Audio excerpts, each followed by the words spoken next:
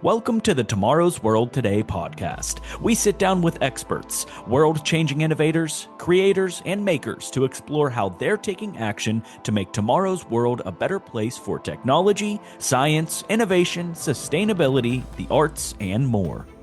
On this episode, host George Davison, who also hosts Tomorrow's World Today on the Science Channel, sits down with Julian Zottl, the Chief Technology Officer for Raytheon Cyber Protection Solutions. Julian discusses his personal journey from early programming to his current role. Plus, he looks at the future of predictive cybersecurity while emphasizing the importance of mentorships, diverse perspectives, and learning from failure.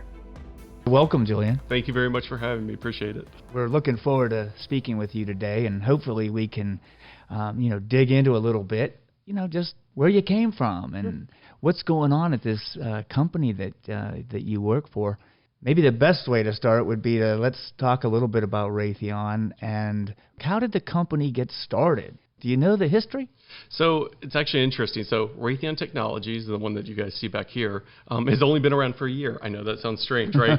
But what it was a merger of companies. So you had United Technologies and Raytheon come together. It was a merger of the companies. Both of them have long histories. Yes. Right, and it's just amazing. I think combined, it's like 180 years of history. So it's been around a while, and each of them have areas of innovation that have come. Right, so Raytheon, the vacuum tube, and things like that. You hear the Ray tube, right? Right. And you hear little bits about the internet, about Raytheon being involved in the internet, which actually parts of it came from a company we acquired called BBN. One of the interesting things is the @ sign that we all use in email. Yes. Actually came from them. Is that right? Yeah, no, it's fascinating. So the guy was sitting around. He's like, okay, so how do I send, they're used to sending messages within their own little computers, right? But I want to send a message out. And he's like, well, how do I differentiate between a local message and a message I send out? And how does it know where to go? And he's like, well, the @ sign kind of makes sense. You do prices like $1 at whatever, right? Number of quantity. And so the guy's like, okay, I'll use that. And that's how the @ sign came around in email. Oh, my goodness. That's a good story. Oh, yeah. And it's just fascinating. Raytheon's full of these types of stories. The microwave oven, for instance. Yes. The guy with the candy bar. Have you heard this story? I have, but I'd love for the audience to hear it. Of course. So the guy is trying out, and I apologize, I forget his name. The guy is trying out various things, right? And he's got this microwave attenuator going. And he's like walking past it, and he realizes this chocolate bar is starting to melt in his pocket. And he's like, what the heck is going on? And he's like, it's heating it up. Yes. And he starts to say, okay, maybe this is something that's productizable. Right. And it's funny because I remember back as a kid, I remember the radar range, Sure. and it was actually in my grandparents' kitchen, but it was derived from Raytheon. It's amazing the history there. Well, we could touch on that a little more, but before we do that, just to chat about the observational analysis that this gentleman made. In other words, there he is, he's working, and he recognizes there's something different going on. Well, that's a very important part of the innovation process, right? It's not only can you come up with ideas, but can you recognize when things are different? And would those different things apply to something that might be beneficial? And of course, at that time, it was turned into an oven. Of all things, that makes things get hot fast. Yeah, and there's lots of these throughout history, right? Aspirin, for instance, yes. Was seen as growth, and the guy's like, that's kind of interesting, maybe that's useful, right? And again, yeah, like you said, invention is sometimes on purpose, and sometimes it's by accident. Yes, it's amazing. You have any other accidental innovation stories from the Raytheon world? Oh my gosh, I'm trying to think of any in particular. None that I can think of off the top of my head, of course. Well, that's enough. I mean, that's actually enough. I mean, just a leapfrog from email technology to microwave technology. There's a lot that's happened over those 100+ years. Oh, yeah. No, there's tons. And it's amazing to see the company evolve. It's awesome. Did you start, and it started off, these organizations, of course, as entrepreneurial things, right? So it was somebody had an idea and said, we're going to start a business and do something, right? Right. And how many people do you employ today at Raytheon? It's amazing. 181,000. 181,000 people. And you must have all sorts of different types of jobs that you have there, right? We do. Everything from, obviously, engineers, because we're an engineering company, right, to HR and publicity and all these things that make it up, right? You know, finance and everything. Right. And so it's basically, it's like its own little city of people, it and is. you need everything inside that city to be managed. Very true. So 100%. lots of different jobs. Definitely. And it's interesting as I meet people from all walks of life there. You know, a lot of the people I meet are engineers, right? And some of them are finance people that decided to go into engineering. Some of them, I met a engineering fellow, which is one of the highest engineers you can have at Raytheon, right? Yeah. She was a psychology major. Interesting. But she brought a different spin on engineering, which is what made her so valuable. Isn't that a good one? All right. Yeah. I love it. Amazing. Hey, well, actually, why don't we tell our audience a little bit about the job you do at the organization? Sure. So I'm the Chief Technology Officer for Cyber Protection Solutions. Okay. Okay. So Raytheon breaks down, obviously, engineering into different types, right? Cyber Protection Solutions includes everything from protection of, you know, places like this to nation states. So into protecting entire countries. All of those types of projects fall under me and my director, who's John Check. Can we talk a little bit about what cybersecurity means to you? Sure.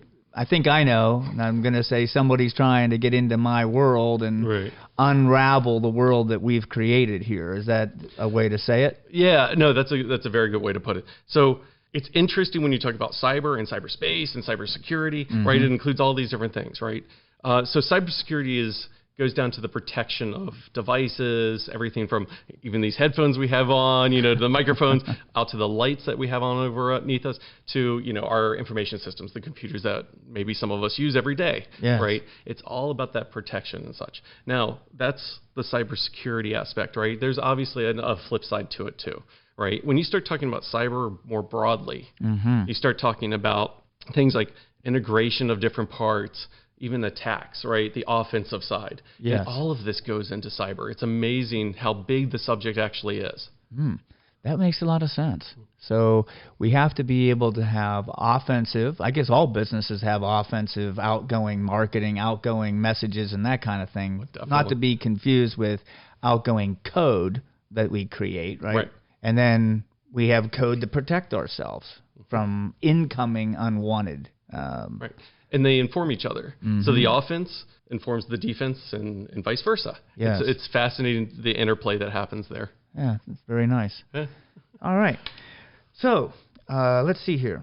So let's talk a little bit about your background. You didn't just walk into Raytheon when you were in high school. Come on now. Share with us a little bit about what were you like in high school? Oh, my. In high school, let's see, I was doing a little bit of drama. You know, I was involved in the high school newspaper, things like that, you know, and it was rather interesting. Even going back further, so my history is kind of interesting. I grew up in the suburbs of Washington, D.C.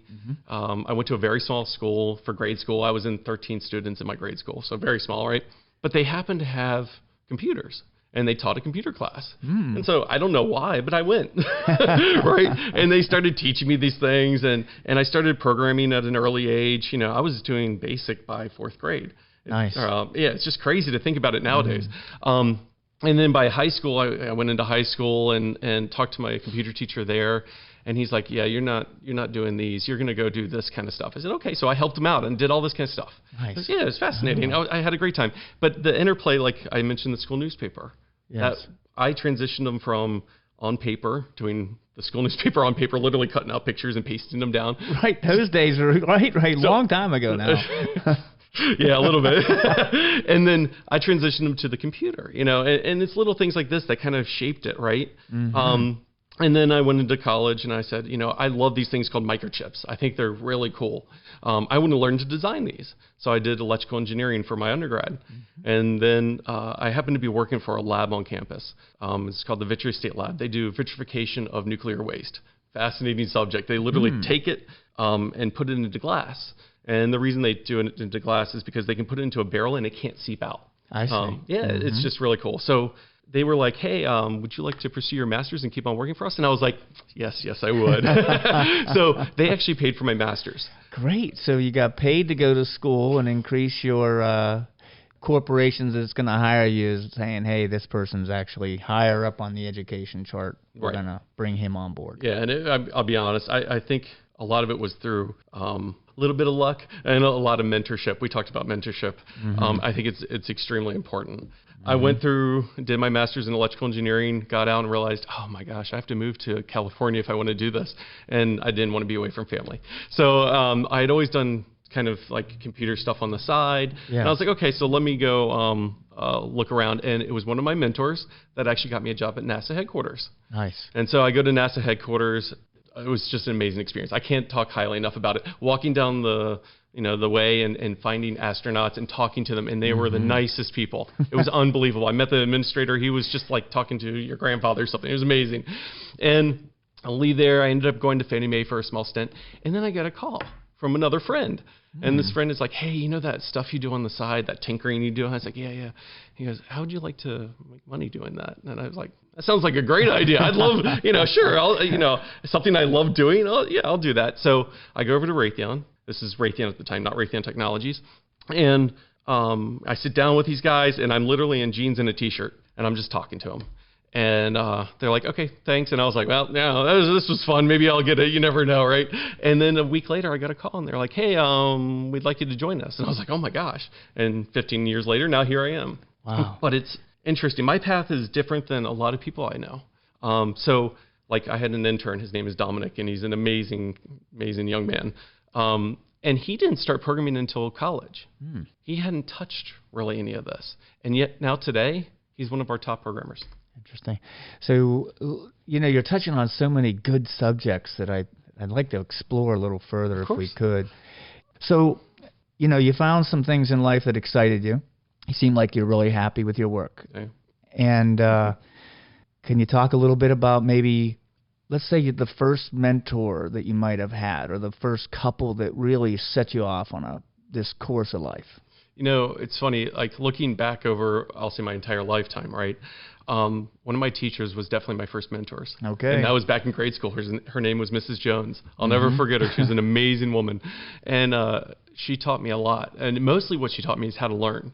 And interestingly enough, like you go to school and you learn subjects and you memorize things, right? Right. But it's really about learning to learn. Yes. Learning to learn a new subject. How do you absorb information? Learning your way, because that's very difficult. So that's what she taught me. And then in college, oh my gosh, I think I had a couple different mentors, but one of them definitely was the head of that lab that I worked for. His name was Dr. Macedo, and he was just a fascinating guy. And I forget how many patents he had. It was over 100. I know that. It was just fascinating. Okay. And the guy was like, look, do whatever you like. Do whatever makes you happy. And I was like, okay. And I was like, so that led you to nuclear waste disposal? And he kind of would chuckle and go on. But, and then as I went through my career, it was fascinating. When I landed at Raytheon, I've been there 15 years now, Raytheon Technologies. It's interesting. I've had some definitely influential people. Many of them what are called engineering fellows, one in particular named Eric, another guy named Michael. These are all people that are had definite influences on me and in my career.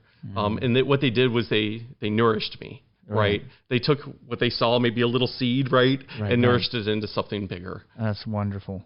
And yeah, anytime we can get teachers and people who are our mentors that believe in us and try to help us get a little bit of vision of what could be, right? I think that's a really powerful thing in life. Oh, no, it is. And actually, that's what we're trying to do right now. So I want to thank you for your, for being here with us today, because, we're going to water some of those little seeds out there and try to get them to start, dreaming and chasing, right? Oh, yeah, exactly. No, you can be anything if you want to be. There you go. I believe that too. Let's see here. However, if there was one thing in high school that you could do over that didn't work out so well when you were there, come on, tell us a story about something that you'd like to redo. Because, we refer to that around here as we fail our way forward. Like, everyone wants to think I have to get an A on every single thing in high school, but that's really not the way that life works. It's really, we do stumble, we make mistakes, and we learn from them. So, anyway, I think other than maybe you're the most perfect person I've ever met. Is that right? No, God, no. See, we've all had stumbles. No, and it's funny. I talk a lot about failure, actually. Fail, first attempt in learning. That's what you always say, right? if you're not failing, you're not pushing hard enough. And that's very true. I was very fortunate to see, Savage from the Mythbusters. Yes. Fascinating guy, right? And I happened to be at DEF CON. This was, oh my gosh, this was probably 12 years ago, something like it. And he did an entire talk on failure and why it's so important, right? Because if you're not failing, you're not pushing those boundaries, right? And you're just kind of the status quo, right? And that's not engineering at all. Engineering is about trying new things and saying, that doesn't seem possible, but there might be a way, and trying to figure out that way, and you're going to fail along the way. There's no doubt. And you have to look at it as a learning experience, not as a setback. So true. Curiousness, the old saying was curiousness kills the cat, but that's so not true. Oh, that's true. It's like when you're curious and you have a chance to identify things you might like or maybe opportunities the world never saw before. Oh, no, definitely. I will tell you something, much to my parents' chagrin. Like, I was the kid that was taking things apart constantly and like, how does it go back together? I don't know. I'm a kid, right? Right. But I was learning at the same time, and thank heavens my parents fostered that. Oh, that's good. Yeah, we love hearing that. One of my teammates here, he has what we used to call Take It Apart with Dad night, and he had 3 boys, and it was just, what is it? We're gonna tear this thing down. We're gonna figure out what it's all about. And you can learn a lot. Why is it this way? Yeah, right? And there's entire jobs based on that, reverse engineers. Yes. They take apart software and hardware. They'll take apart this mixer, for instance, figure out how it works and maybe change how it works to something better. Yes. Blend in new technology. Exactly. Improve, right? Oh, yeah. No, I think it's great. So did I ever get something that you failed at, or did you just kind of smooth over that whole area? I think I did. I ended up talking a ton about failure and such. I will tell you, there has been a series of failures, especially as when I first joined Raytheon Technologies, and I was actually building circuits and things like that. I was actually doing reverse engineering, so taking things apart, looking at, okay, how do I change this to be what my customer wants, right? And there was tons of failures. And I mean, some of these are spectacular. If you get into electrical engineering, right, if you apply too much power to something, they call it letting the genie out, which is this great thing. What it actually means is this little puff of like purple smoke that comes up and smells horrid. Right. And sometimes I've done it to microphones, I've done it to thermistors and a whole bunch of other things, right? But I definitely had, I can think of one in particular. It was this networking switch. I mean, I don't know how many I went through. It was a lot. And trying to get to where I needed to go, right? You put that genie to work, didn't you? Oh, I did. A lot of genies escaped that day. Actually, that month, I should say. Oh, that's good fun. Yeah. Well, I'm glad to hear it.